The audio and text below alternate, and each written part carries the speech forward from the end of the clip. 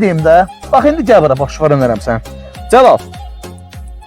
Bu oğlanı tanıyırsınız da. Mənim qaqamdır. Balaca qaqamdır. Özü zəhmətkeş uşaqdır, həqiqətən. Sən o qədər işi ləzzət edir mənə ki. Deyirəm ki, yəni xainin yeri cəhənnəm olar da. Gəl iki qardaş əl-ələ verək, bir-birimizə dəstək olaq. Bir gün mən nəyisə bilirəmsə, onu bölüşməyi sevirəm. Çünki mən də kimdənsə öyrənmişəm. Mən də bu gün də öyrənirəm və ömrümüzün sonuna qədər də biz öyrənəcəyik. Öyrənmək eyib deyil, öyrənməmək eyib. Yəni bunun, belə deyim də, bir qeyri-adi bir şey yoxdur da burada.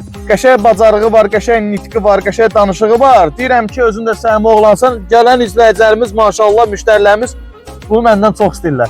Mən də ona təbii ki, sevinirəm. Sən niyə?